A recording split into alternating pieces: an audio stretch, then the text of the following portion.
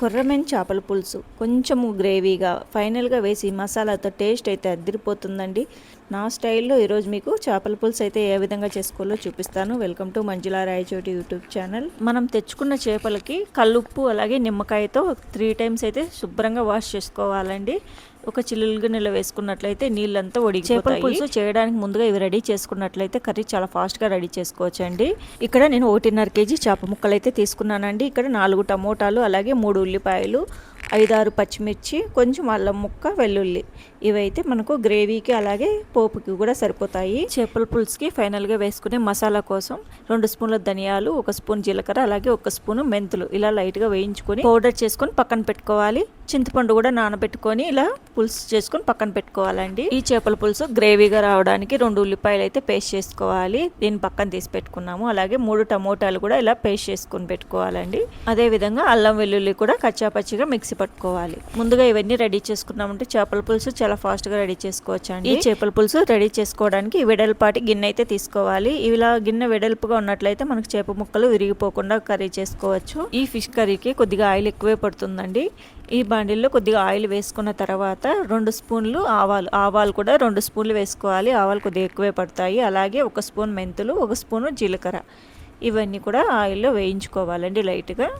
ఇలా వేగిన తర్వాత ఇందులో ఉల్లిపాయ ముక్కలు మనము 1 ఉల్లిపాయ అయితే చాప్ చేసుకున్నాం కదా, ఆ ఉల్లిపాయ ముక్కలు అలాగే పచ్చిమిర్చి 5-6 పచ్చిమిర్చి ఇలా సన్నగా కట్ చేసి వేసుకోవాలి. అలాగే ఇందులో కొద్దిగా కరివేపాకు వేసుకోవాలండి. ఎక్కువ వేయకూడదు, కరివేపాకు కొద్దిగా. ఫైనల్గా కూడా మరి కొంచెం వేసుకుంటాం కాబట్టి కొంచెం వేసుకుంటే సరిపోతుంది. ఇక్కడ ఇవి కొన్ని వేగిన తర్వాత ఇందులో మనం ముందుగా దంచి పెట్టుకున్న అల్లం వెల్లుల్లి ముద్ద కూడా ఇందులో వేసేసి కొంచెంసేపు అయితే వేయించుకోవాలండి. ఇవి పచ్చివాసన పోయే వరకు వేయించుకోవాలి. ఇలా వేగిన తర్వాత ఇందులో మనం ఉల్లిపాయ పేస్ట్ మిక్సీ పట్టుకున్నాం కదా, ఆ పేస్ట్ కూడా ఇందులో వేసుకొని వేయించుకోవాలి. ఈ ఉల్లిపాయ పేస్ట్ కూడా లైట్గా వేగాక ఇందులో టమాటో పేస్ట్ కూడా వేసుకోవాలండి. ఇవి మిక్సీ పట్టుకొని వేసుకోవడం వల్ల మనకు కర్రీ కొంచెం గ్రేవీగా వస్తుంది. లేదంటే మనకు చేపల పులుసు పలుచుగా ఉంటుందండి. ఇలా మిక్సీ పట్టుకొని వేసుకోవడం వల్ల మనకు చేపల కూర గ్రేవీ లాగా చిక్కగా వస్తుంది. ఇవి కొద్దిగా ఉడికిన తర్వాత ఇందులో 2 స్పూన్ల ధనియాల పొడి అలాగే 3 స్పూన్ల కారం. ఈ చేపల పులుసుకు కారం కొంచెం ఎక్కువగానే వేసుకోవాలండి. ఇక్కడ నేను 3 స్పూన్లు మాత్రం వేస్తున్నాను. ఆల్రెడీ మనం పచ్చిమిర్చి వేసాము. తర్వాత మీకు ఎక్కువ తక్కువ ఉన్నట్లయితే అడ్జస్ట్ చేసుకోవచ్చు. అలాగే 1 స్పూన్ పసుపు, మనకు తగినంత కల్లుప్పు ఇవన్నీ కూడా ఇలా వేయించుకుంటున్నానండి. కొద్దిగా ఈ మసాలాని కూడా కొద్దిసేపు అయితే వేయించుకోవాలి. ఇలా వేయించుకున్న మసాలాలో మనం ముందుగా రెడీ చేసుకున్న చింతపండు పులుసు ఇందులో వేసుకోవాలి. ఇక్కడ చూడండి, మనము చింతపండు పులుసు వేసుకున్నాక గ్రేవీ ఎలా వచ్చిందో, ఇలా గ్రేవీ వచ్చిన తర్వాత ఇందులో మనం కొద్దిగా వాటర్ అయితే వేసుకోవాలి. మనకు చేప ముక్కలు మునిగే విధంగా నీళ్ళు అయితే పోసుకోవాలండి. ఇలా నీళ్ళు పోసుకున్న తర్వాత ఒక్కసారి మనము ఈ పులుసు టేస్ట్ చేసినట్లయితే పులుపు కొంచెం ఎక్కువగా ఉండాలి, అలాగే ఉప్పు అయితే కరెక్ట్గా ఉండాలండి. ఇలా పులుపు తక్కువగా ఉన్నట్లయితే ఇక్కడ నిమ్మకాయ అయితే వేసుకోవాలి. ఉప్పు మనం ఇప్పుడైతే అడ్జస్ట్ చేసుకోవచ్చు. ఇక్కడ నేను వాడిన చింతపండు నాకు పులుపు తక్కువగా ఉండడం వల్ల ఇక్కడ నేను నిమ్మకాయ చెక్క అయితే పిండుకుంటున్నానండి. చూడండి, ఇక్కడ నేను నిమ్మకాయ అయితే వాడుకుంటున్నాను. ఈ పులుసు మొత్తం బాగా మరిగే విధంగా ఉడకబెట్టుకోవాలి. చూడండి, గ్రేవీ ఇలా బాగా ఉడుకుతుండగా మనము చేప ముక్కలను అయితే వేసుకోవాలి. ఇలా ఉడుకుతున్నప్పుడు ఫస్ట్ అయితే మనము చేప తలకాయ ముక్కలు అయితే వేసుకోవాలండి. అది కొద్దిసేపు ఉడికినట్లయితే మనకు చేపల కూర టేస్ట్ అనేది బాగా వస్తుంది.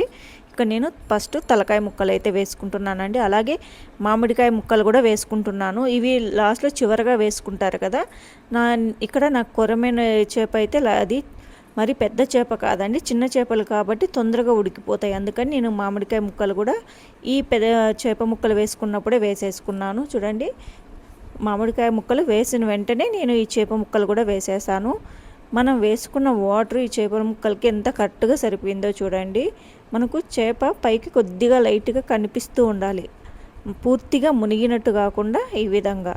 ఇప్పుడు ఫస్ట్ మనం చేపలు వేసినప్పుడు ఇలా కలుపుకుంటే సరిపోతుందండి. లేదంటే తర్వాత మనం గరిటె పెట్టినట్లయితే చేప ముక్కలు ఇరిగిపోతాయి. ఇప్పుడు మూత పెట్టేసి కొద్దిసేపు అయితే చేపలు అయితే ఉడకనివ్వాలండి. ఇలా పులుసులో చేప ముక్కలు కొద్దిసేపు ఉడికినట్లయితే మంచి టేస్ట్ వస్తుందండి చేపలు. ఇవి ఉడకడం వల్ల చేప ముక్క విరిగిపోదండి. మనము గరిటె పెట్టి లేదంటే కదిలిచ్చినప్పుడు చేప ముక్క విరిగిపోతుంది. ఇలా ఉడికి పెడితేనే మనకు చేప బాగుంటుంది. ఇలా చేపలు ఉడికిన తర్వాత ఫైనల్గా మనం రెడీ చేసుకున్న ధనియాలు అలాగే మెంతులు జీలకర్ర పౌడర్ అయితే వేసుకోవాలి. అలాగే కొద్దిగా కరివేపాకు, కొత్తిమీర కూడా వేసుకొని ఇలా గిన్నెని ఈ విధంగా కలుపుతూ ఉండాలి. గరిటె పెట్టకుండా ఇలా తిప్పుతున్నట్లయితే కింద పైవి పైన కిందికి ఇలా కదిలి అన్నీ కూడా కలిసిపోతాయండి చేపల కూరకి. ఇలా ఈ విధంగా చేపల కూరలో గరిటె పెట్టకుండా గిన్నెని ఈ విధంగా కదుపుతూ మనం 5 మినిట్స్ అయితే ఉడికించుకొని స్టవ్ ఆఫ్ చేసుకుంటే మనకు చేపల కూర రెడీ అయిపోతుంది. మీరు కానీ మన ఛానల్ని కొత్తగా చూస్తున్నట్లయితే ఛానల్ని సబ్స్క్రైబ్ చేసుకోండి. అలాగే బెల్ ఐకాన్ క్లిక్ చేసినట్లయితే నేను పెట్టే ప్రతి ఒక్క వీడియో మీకు నోటిఫికేషన్ వస్తుందండి.